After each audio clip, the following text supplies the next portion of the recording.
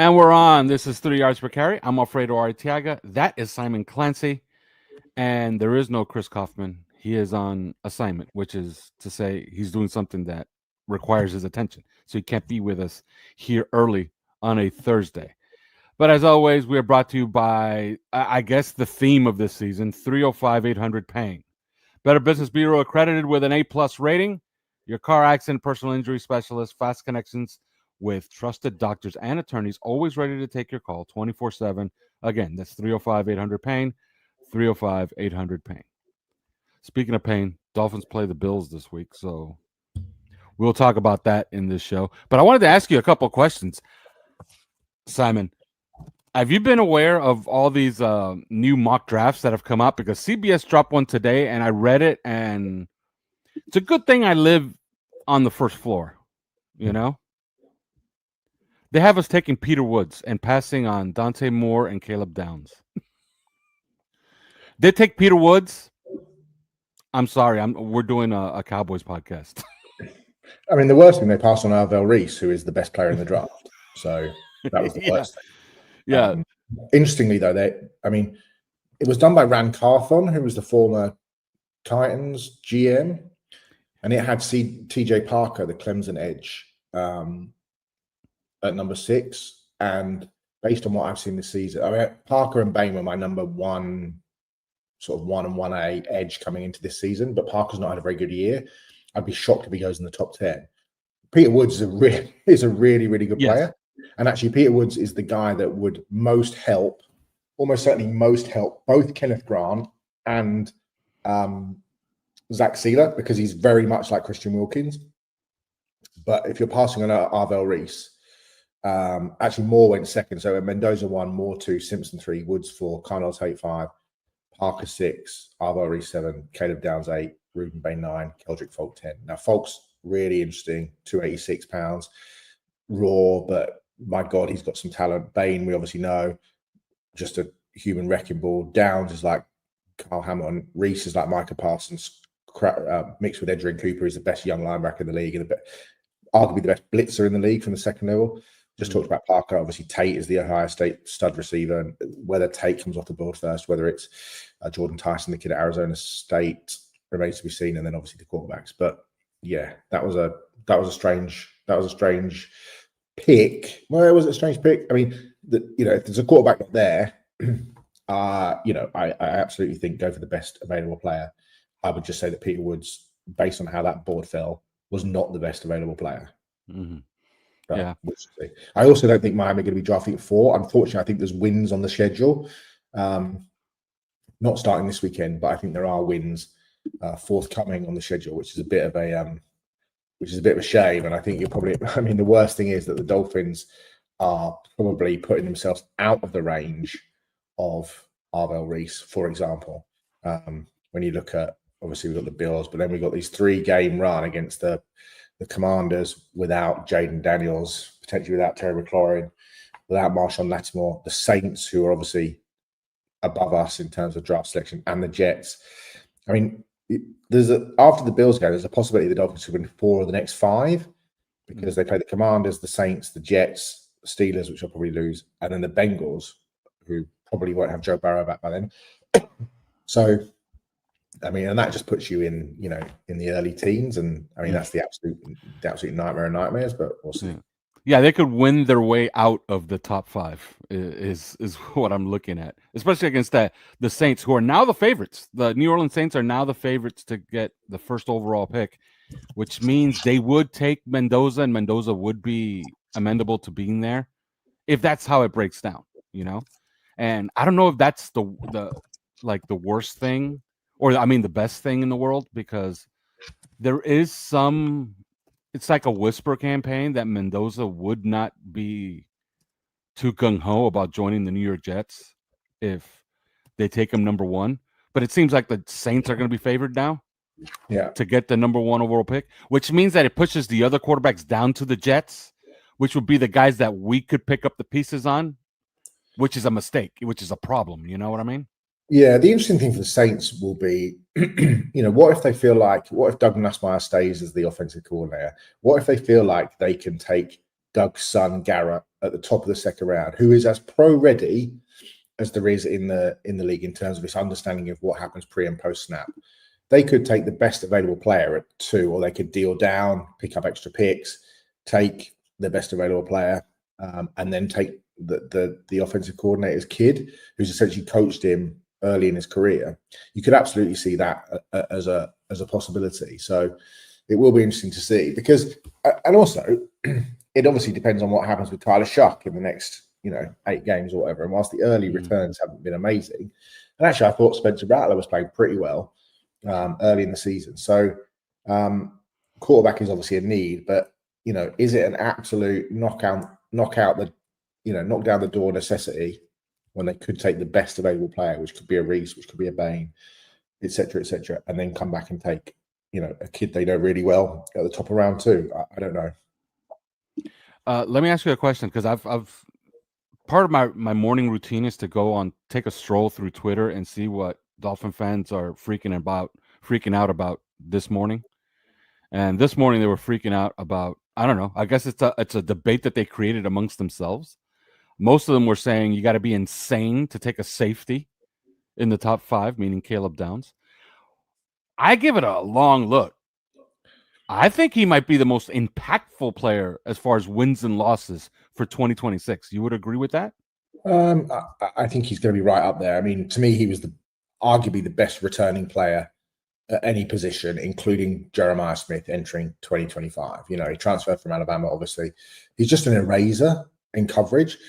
6'1", 206. He can eliminate receivers outside and in the slot. He can take tight ends over the middle. He's got unbelievable instincts. Like, he's always in the right place at the right time. When he was in coverage, he allowed 6 first downs last season in 16 games, which is just amazing. He knows where the ball is. He's a great run defender. He had, his run.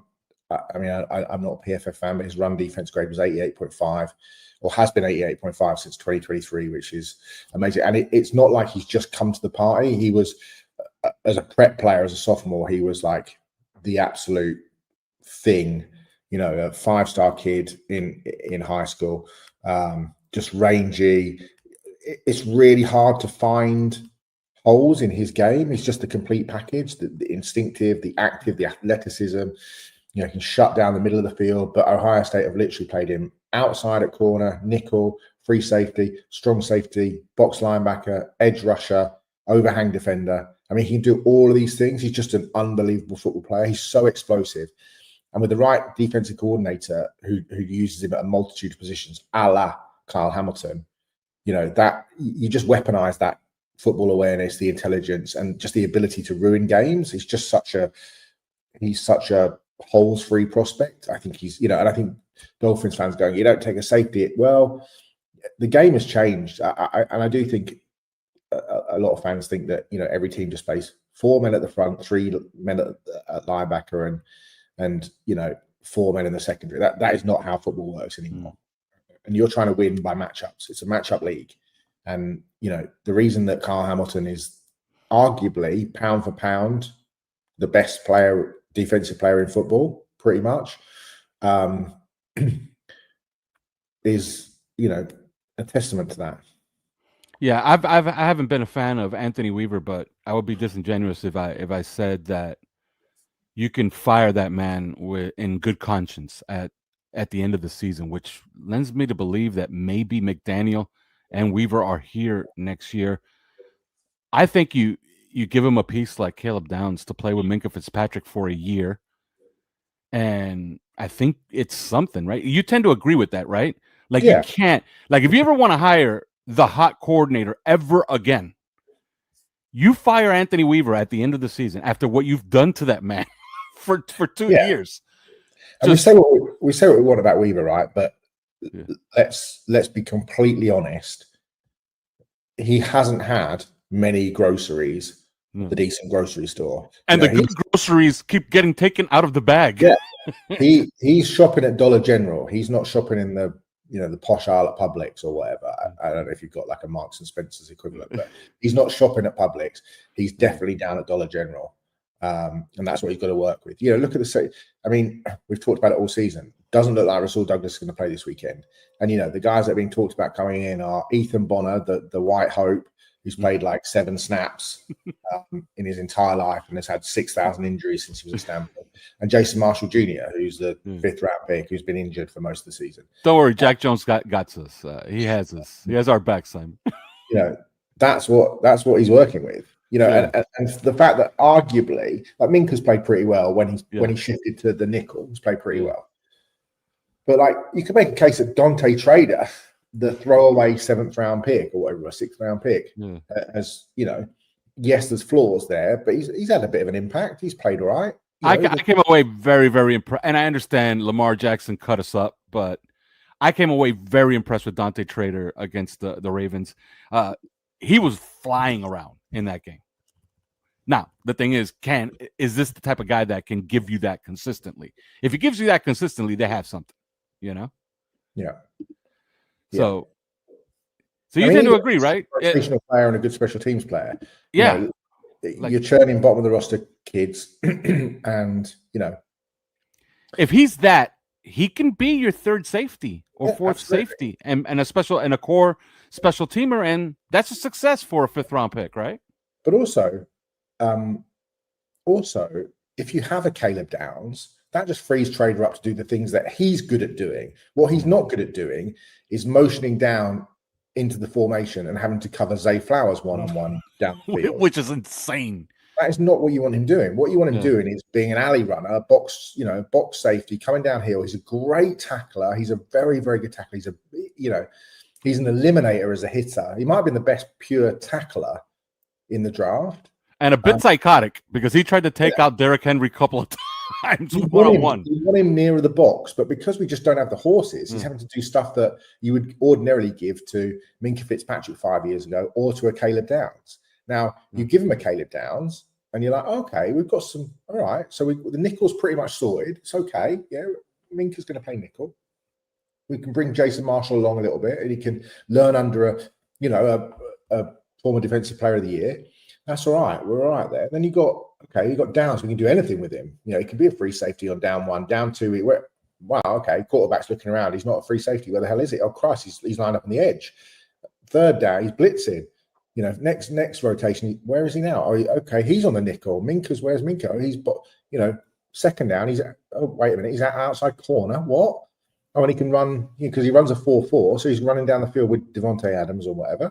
Where is he? Oh, okay, now he's playing linebacker.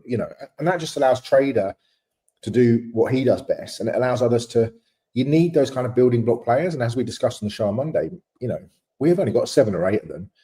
And it's finding building block players. That's the important thing, to allow some of the younger guys who you think might have a chance to then just be the whatever the building analogy is for cement that fits around the blocks kind of things. Yeah, you need the foundation, which they have maybe half of it so far, but then you need to start building up the studs, and then you put the finishing touches on it with the finish, and the finish should be the back end of that roster, which they haven't gotten right in a millennium. No. like I remember the last time that they got that part right. And the Buffalo Bills, frankly, are a team that ironically, given that we played them this weekend, are a team that has, they don't have. I mean, we privately and on our Discord, we bemoaned the fact that, but we said, that we thought the Bills missed a trick by not trading for the kid from Rashid Shaheen from New Orleans. But what they've done so well is fix the back part of that roster. Like you look at that guy that tore his Achilles the other night, Michael Holt. Yeah. Like, what a really good, solid player he was for them. The guy they signed, they signed a 3-year, $21 million contract from the Rams. He was suspended, came in, played absolutely lights out for 3 games. And then poor guy tore his Achilles. But they've got depth. Do you know what I mean? Look at their defensive tackles.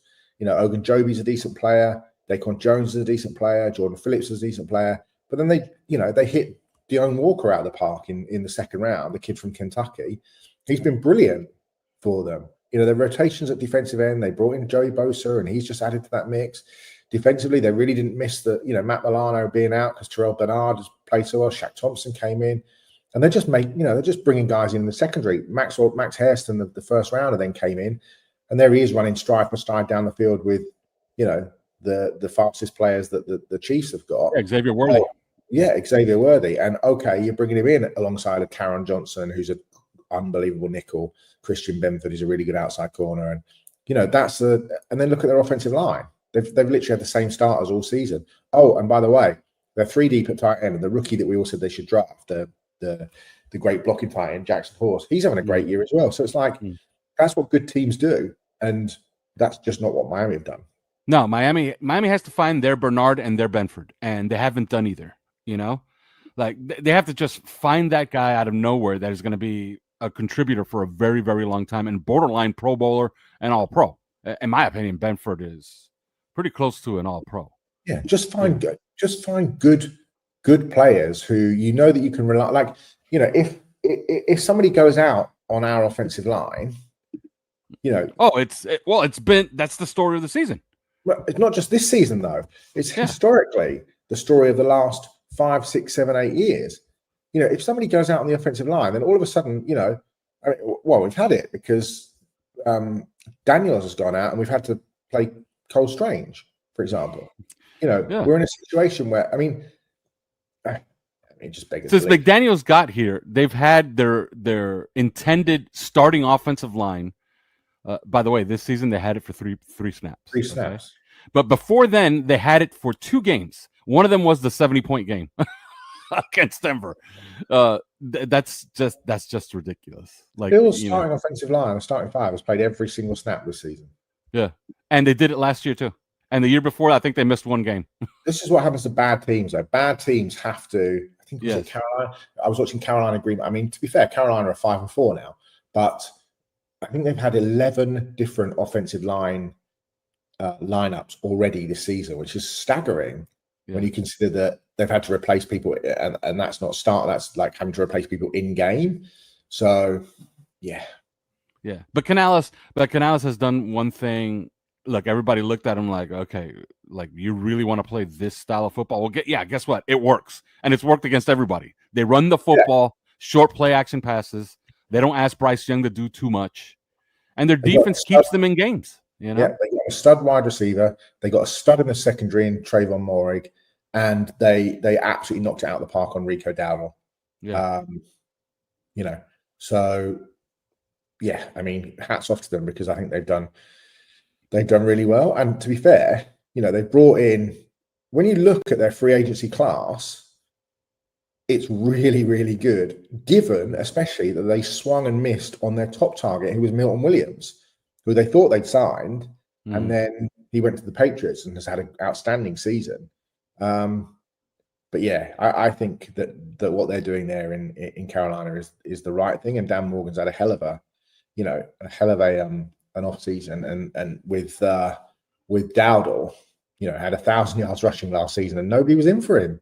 Yeah, like nobody was in for him. And then not only did he pound away against us, he then had 200 yards against us. He had a massive game the following week. Was it against Dallas, against his old team? He ran all over Green Bay at the weekend for 131 yards, couple of scores. Yeah, there's good players out there, but we just seem to find a way not to be able to sign them. Yeah, no, and in free agency, and I understand people keep saying, "Oh, but you had these successes." Well, you didn't really parlay them into anything. Like you had Calais Campbell here for a season; he wanted to come back, and you didn't want to spare an extra $2 million to keep him. But for every Jordan Brooks, there's like 2 or 3 others that end up becoming drags on your cap, and for a couple of years, and then become a mistake. Tyrell Dodson is their latest mistake. Yeah. In that front 7.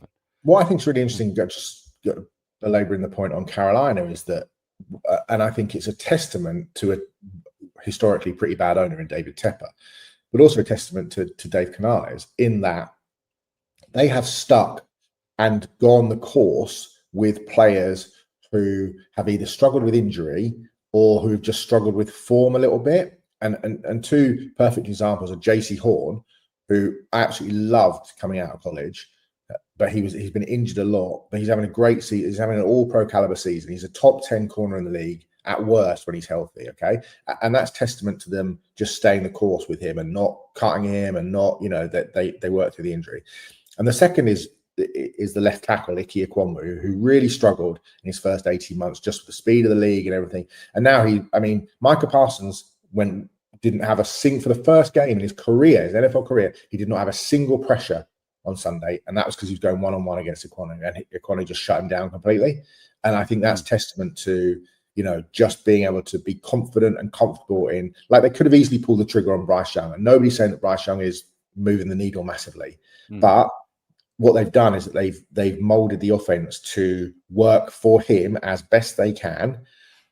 And, they've got a good veteran backup there in Andy Dalton, but they're giving Young enough leash to win, but not enough leash to ruin the thing. And they've done well. And you look around at some of their young players and you think, if they give those young players the kind of, Ted McMillan's already a star, but you look at some of those other young players, like a Jimmy Horn, for example, like Cam Jackson, like the two edge rushers that they took, Nick Scotton, who's playing really well, Princely Uman-Malin, who I loved coming out and just think will be a really good player. If they give those guys the sort of time that you'd hope they get, they could be really, really good players, and this could be a really ascending team. I think that's what the Dolphins have got to try and kind of move towards, is just trying to find some of those players that just build the, as good as we need the top of the roster to be. You're only as good as the weakest link. You're only as good as the worst part of the roster. And when we're having to rotate in guys that are just, on most other teams would be street free agents or whatever, or wouldn't even be on teams, that's a really big problem, right? And I think that's arguably one of the biggest jobs for any general manager, is to make the bottom of the roster. And that's why Howie Roseman's always trading. He's always churning.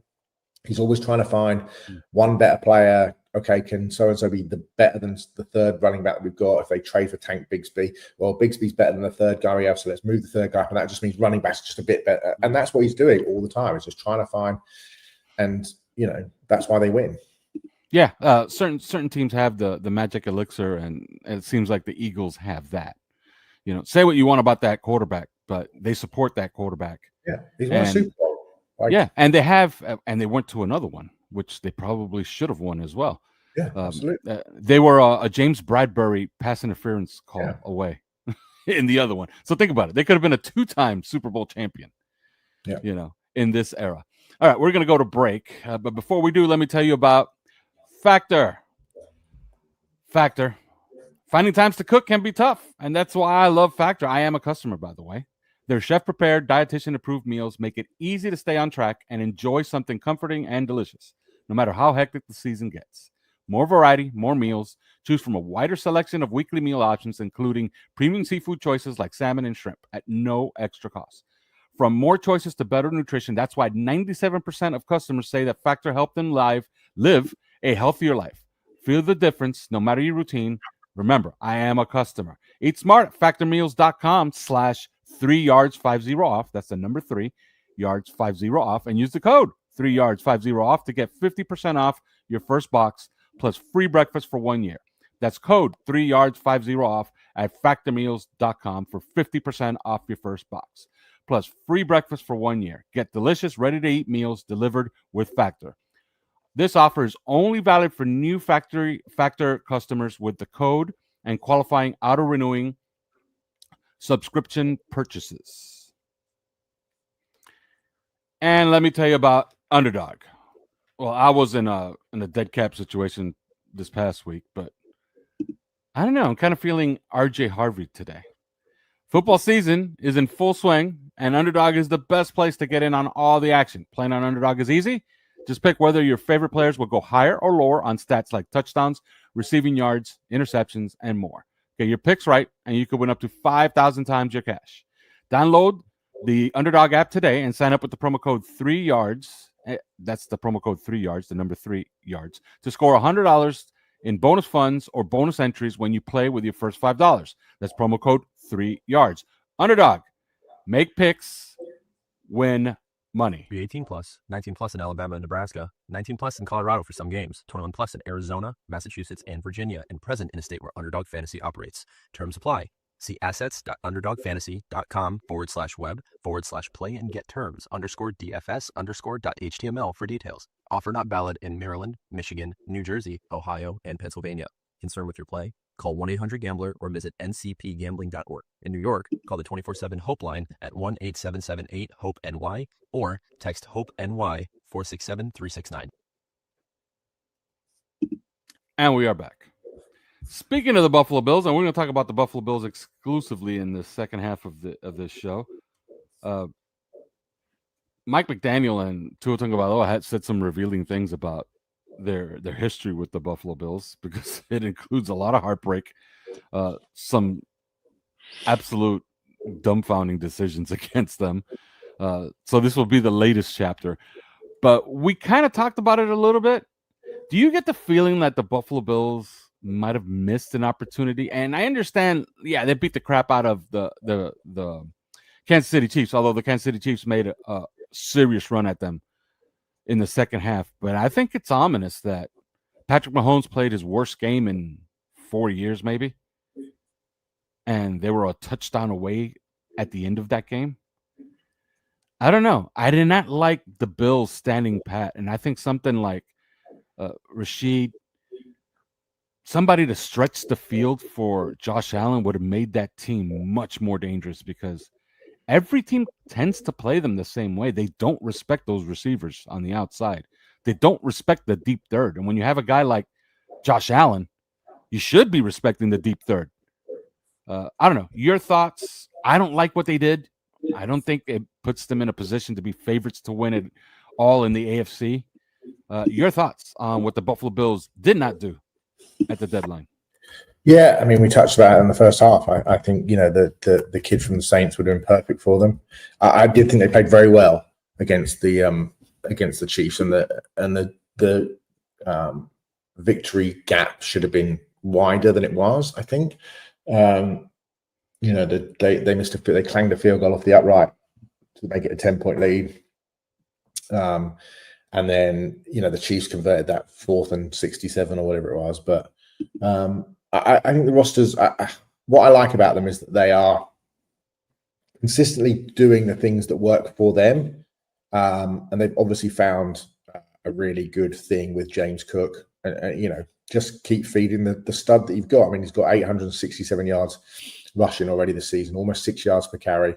And he's absolutely flying. And that, to me, is the recipe for success, because I think they're struggling a bit at receiver. I think Keon Coleman is kind of that race has been run, I think, for Coleman, but they're starting to get some work out of kind of two, I suppose, kind of forgotten guys in Elijah Moore, who's kind of booted around the league a little bit, and he was the second round pick of the Jets. I think he's been at Cleveland as well. And then Curtis Samuel, obviously, who we all liked and was at Washington. Josh Palmer's beginning to step up and play for them. The Chargers received the kid out of Tennessee. And obviously Khalil Shakir does great work from the slot. So they've certainly got the talent to move the ball up and down the field. I think Josh has been really good this season. I don't think he's been the same level as last year. But what I think that they do, I think, for me, when you're trying to look at a team that could potentially go to the Super Bowl, how many of the offensive boxes can they tick, right? How good is the quarterback? Well, okay, that's a tick, right? Yeah. How good is the running back? Well, again, he's got 867 yards. He's a top 5 at worst back in the league. He's got good hands out the backfield, and he can pass protect. So 2 out of 5, tick, tick. Receivers is probably the one where you're like, yeah, but they're deep and they can do different things. That's kind of half a tick for me. But then you throw in the 3 tight ends, Knox, Kincaid, and Hawes. That's a massive tick. And I think when you add those into the mix with the Cook, with the receivers, you know, you're kind of there. And then the offensive line, well, that's, as we discussed again in the first half, they're excellent and they play every snap. So that's a massive tick. So at worst, it's 4.5 ticks out of 5 for that offense. And then defensively, again, they lost Hope, they lost Ed Oliver, they lost Taylor Rapp on the back end. But I think what's been huge for them, Joey Bosa has been massive for them. They're better they were awful against the run early on in the season. And I think they've got better. And I think part of the fact that they've got better is down to much better play, because I thought earlier on their safeties were awful. I think Cole Bishop has played much better in the second half of the first half of the season, if that makes sense. And I think they're just getting healthier on the outside. Hairston coming in is big for them. So I think they've got to be seen as a Super Bowl favorite from the AFC, albeit in a very congested AFC. And, you even look at the Baltimore Ravens. I would not rule the Ravens out of being in strong Super Bowl contention, no matter their record at the moment, because, they've got their stud quarterback back. And as we saw to our detriment last Thursday, they put a spanking on a team that just put a spanking on the Falcons. So, I think they're a good team. I'm not sure if they're good enough, but I think they're pretty good. My concern is when you have a guy like Josh Allen, man, trying to play offense with no chance for explosives. Like when you get your explosives, if your explosives are 30-yard gains by your tight ends, those are not explosives. Those are just busted coverages. Yeah. You know what I mean? There has to be the threat. When you have a guy who can throw it through a brick wall, there has to be the threat that he can uncork within 60 yards because your safeties just can't get deep enough, And I know it's John Brown. Like, who gives a crap about John Brown?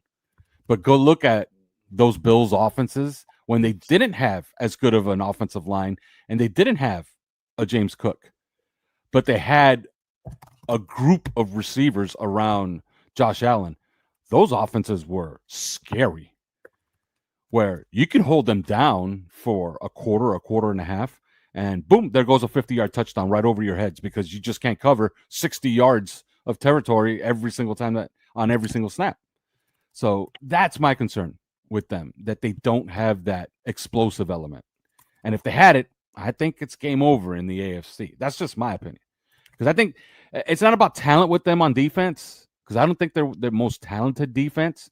They have like 3 really, really, really good players and a few others that are desirable players on pretty much any team. But they're not a superstar-laden defense. No. But they're sound, Just well coached. Yeah, well coached, sound. They're not going to do stupid things.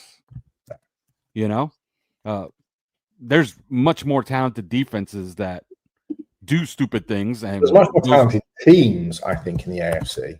Yes, that's the interesting thing. Yeah, So, speaking of this series, McDaniel and Tua spoke about it, and they both came to, I guess, a realization. And it seems to track, although they've lost games when they haven't lost the turnover battle, when they had a neutral turnover differential against the Buffalo Bills. But they seem to have a knack. Like, they don't tend to get blown out by the Bills too much. Maybe twice in the last 6 meetings. But they always seem to make it to that fourth quarter. And when they make it to that fourth quarter, the Bills make all the plays. Miami makes none. McDaniel boiled it down to the turnover battle. That if we lose the turnover battle to the Buffalo Bills, we're going to lose. That seems to check out in a lot of these games that they've lost by 1 score. Tua kind of echoed the same thing, although he talked about making plays earlier in the game and not making bad decisions late. So he essentially took blame for the last one. What did you make of the disparity between these two teams? Because evidently the disparity elsewhere is wide because they beat a lot more teams that Miami can't beat. But head to head, it seems like Miami could be on even footing with this team over the last 4 years, but they're just not. Where do you make the difference in this series the last 4 years? I mean, it's got to be quarterback play and coaching. I mean, that to me is the very simple answer. It's just they're just a much more organized, much more salient team on all factors than we are. And that's the bare bones of it. And I think that we've got big moments wrong and they've got big moments right. And no, they've not won a Super Bowl, but the pieces are pretty much there and the stability. And it all starts with what the coaches do through the week, and it starts with what the stud quarterback can do on a Sunday. And that's the difference. And a great quarterback hides a lot of ills, and we all know that. Yeah, in 4 of the losses to the Buffalo Bills, I looked up where was the moment where they lost the game. And in 2022, 5-point lead, they drive for a field goal. A touchdown pretty much wins that game. They settle for a field goal. They go up 8. Here comes the comeback. In that comeback attempt from the Buffalo Bills, the Dolphins got the ball back once. They punted, right? We're sensing the theme here. In 2023, the second half, they had a lead. They give up the punt return. They're tied. 3 possessions while tied resulted in no points. So everything keeps boiling down to what they do in the fourth quarter against the Buffalo Bills, where if they create a touchdown anywhere, you're probably doing something. Against the Bills in 2024 in Buffalo, again, they forced the tie late in the game. They give up the it's not a pass interference. It was a unnecessary roughness on Jordan Poyer. By the way, he's starting on Sunday. So if you're going to get any modicum of revenge, do it on Sunday because Jordan Poyer is going to be out there. And in that game, they play evenly pretty much for the entire game, except for that turnover differential. And that's what killed them. But they had a play to make that would have won them the game when they bited the ball up in the air and Deshaun Hand can't find the football. So it's one of those things where it's the fourth quarter. Like they play this team evenly for the most part and could have played them to kind of a standstill over the last 4 years until they get to the fourth quarter and they just don't make the play. And I tend to agree with you. It's partly the quarterback, but it's mostly the mindset and the coaching staff that has been a problem. Defensively, I don't know. Do they have the right philosophy going forward? They don't have the right players. We know that. But do they have the right philosophy going forward to stop this team? Does Miami have the right philosophy? Yeah, on defense. No. They don't have the right philosophy at all. I mean, I think that was made patently clear.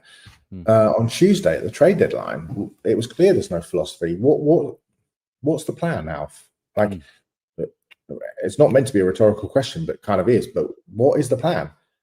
There is no plan. There you go then.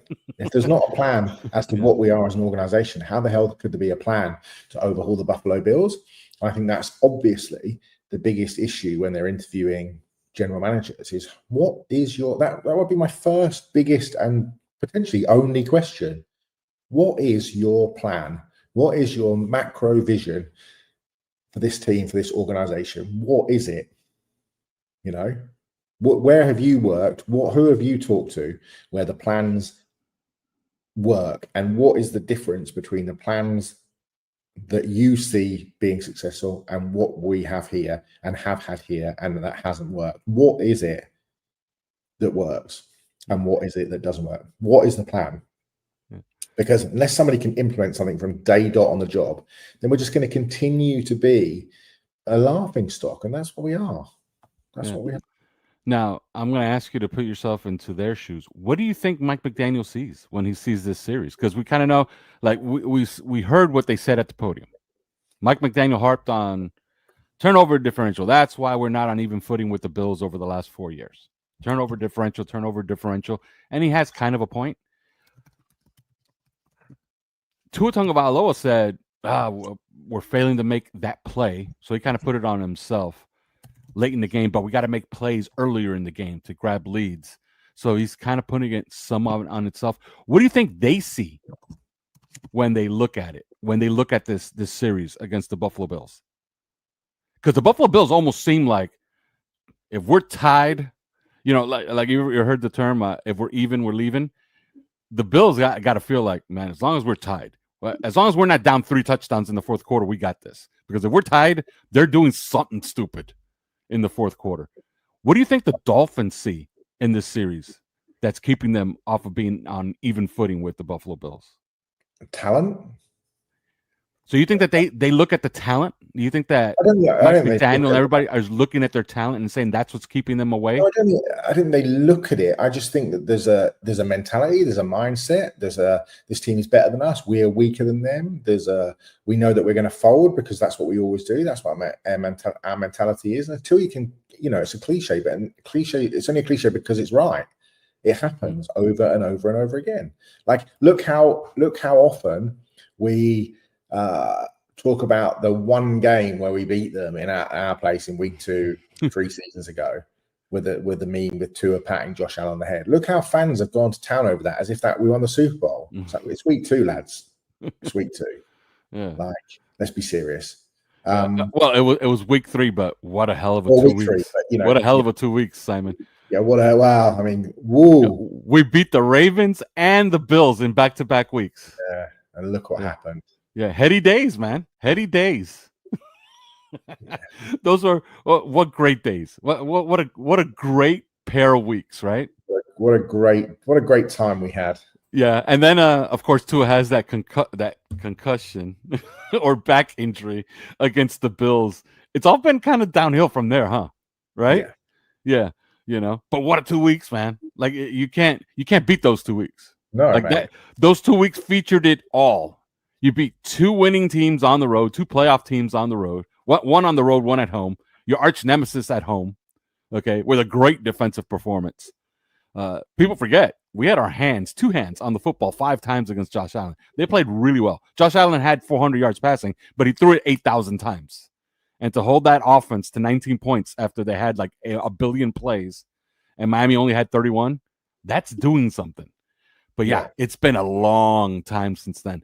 So yeah, I wonder what they look at. And say, okay, this is the difference. Because really, like, if you're on even footing with them, they have a division title and they have an extra playoff berth against, in the first 3 years of Mike McDaniel's tenure. And it's all different.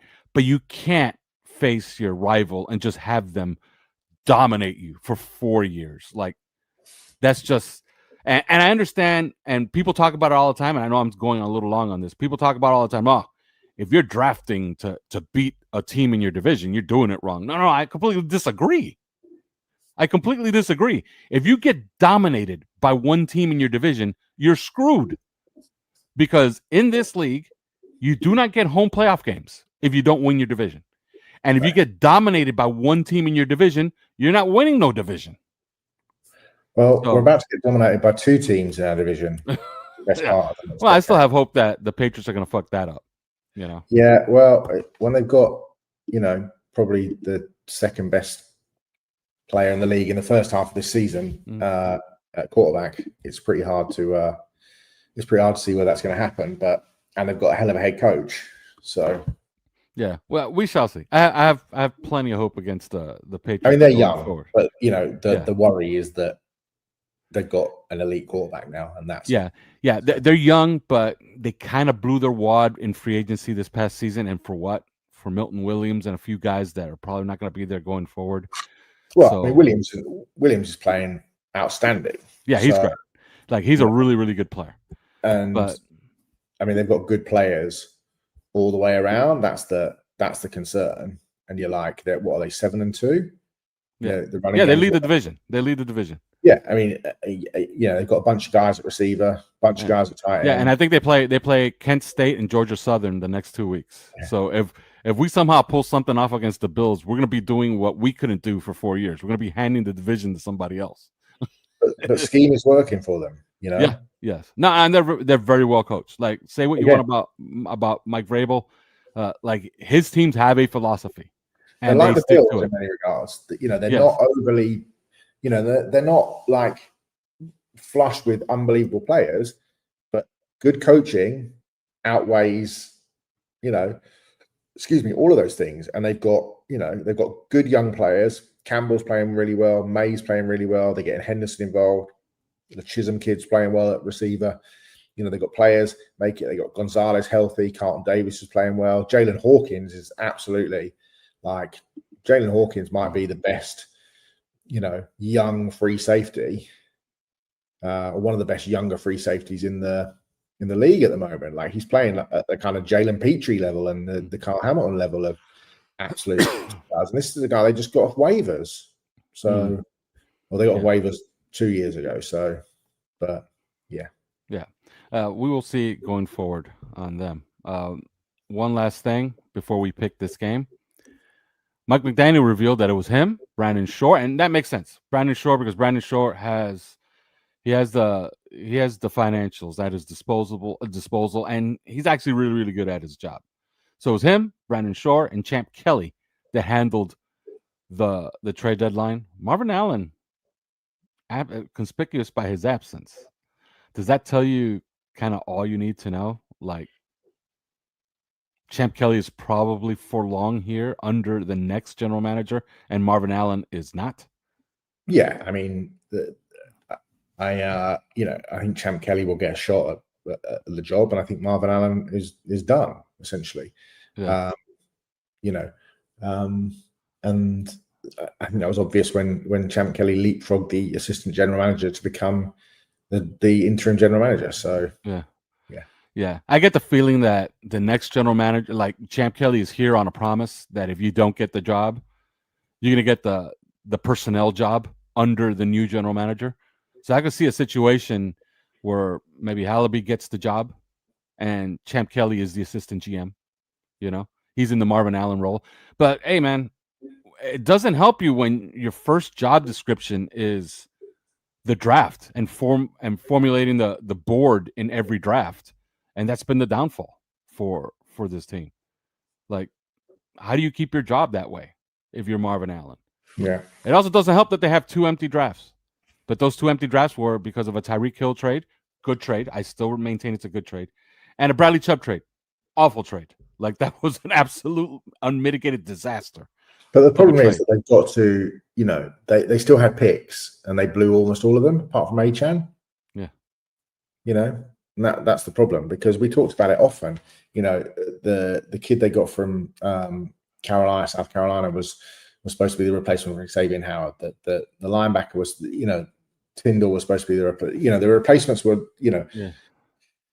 Ezukama was supposed to be, and they just couldn't come in, and that's what we talked about at the top of the show, just like replacing bottom parts of the roster and making sure that all those players, Smith, Ezukama, Tyndall, they should all be on the roster now and being solid contributors, not stars, but contributors. Every week you can rely on them, make a big special teams tackle, make a pick, make a big catch on a third down, all of those things, and they're not even on the roster. And that's the problem. Yeah, and between the Bradley Chubb trade and the tampering investigation, they lost 2 first-round picks, a 4th-round pick, and a 3rd-round pick. That's a big deal. That's a lot of damage on a tampering investigation, which, as it turns out, the whole world knew about it, okay, to the point where Kyle Shanahan is quoted as saying, oh, Mike is not getting that job because that's Sean Payton's job. Okay? So that's how badly you fucked this up in the last 3 years. Yeah. So you had a shot, you blew it, you got fired, and now they're going to reorganize the whole thing under you. And I really do believe, like, that's what we're seeing. I think that Champ Kelly's probably going to have that personnel job, which is Marvin Allen's old job. And the general manager will oversee it all. And we shall see who that is. The Athletic had a list.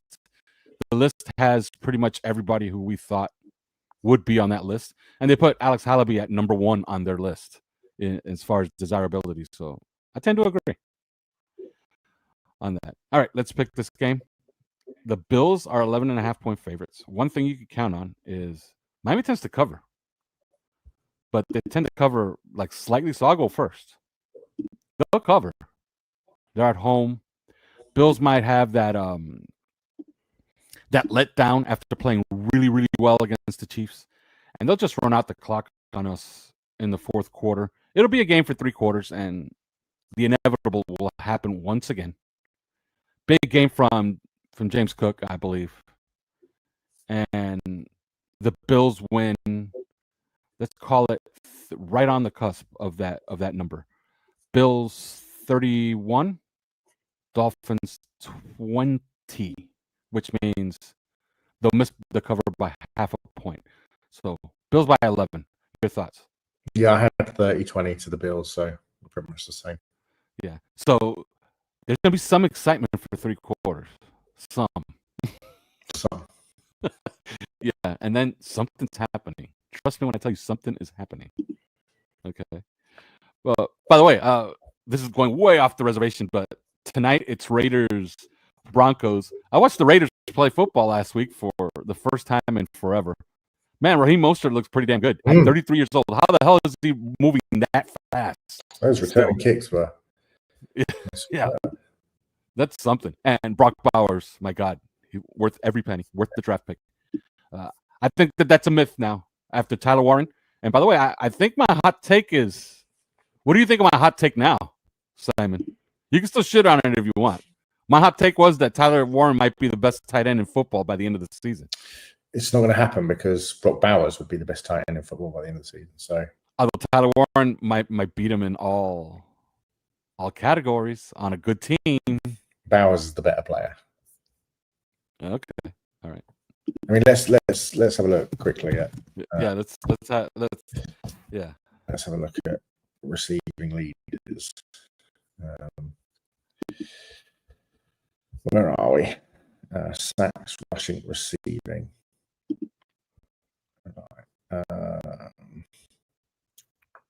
So the most catches. That's rushing, receiving. So the most receptions. Jamar Chase has 76. Jamar Chase has so many more. Are we going on yards or receptions? Let's go receptions. And so the number one tight end in the league on receptions is actually Jake Ferguson with 56. Then it's Trey McBride with 52. Then it is Kyle Pitts with 43. And then it's Warren and Kelsey with 42 apiece. And then it's Juwan Johnson, Dalton Schultz, Harold Fannin, Sam Laporta, Tucker Kraft, Aronde Gadsden. Where is Bowers? I guess he's had a bad season. I mean, he clearly hasn't. And then yards. So Warren's at 518. Kelsey's at 540. Warren's at 518. Kraft is at 489. Gadsden at 453. Laporta 436. Kincaid 411. I mean, the guy he's torn his ACL now. But the guy, the best tight end in the league this season actually was the kid at Green Bay, Kraft. Yeah, he was having an All-Pro year. McBride's a good player. Yeah. McBride's a good player. How many touchdowns? Who's leading the league in touchdowns? Dallas Goedert is second in the NFL in touchdown receptions. Ferguson, Kraft, McBride, Theo Johnson, Ertz, Waller, Hunter Henry, Mark Andrews. Yeah, Waller has more than Warren. Warren only has 3. Jake Tong, Dalton Kincaid, Barner, Kelsey, Fant, Frymouth, Laporta, Bowers, Warren. Yeah. I have an idea for the end of the season, when the season's over, and we can assess all of these players, to do a redraft of the first round. Redrafts are great fun. Redraft. Like if you had to guess, they take Warren, huh? Or maybe Warren goes ahead of where Miami would have taken. I mean, if they're going to take a defensive tackle, the guy they should have taken is the guy they should have taken, which is Walter Nolan. But let's be fair. Let's be fair, Simon. If we had drafted Walter Nolan and he would have missed the first 9 weeks on a calf injury, we would have rioted. We would have lost our minds. Yeah.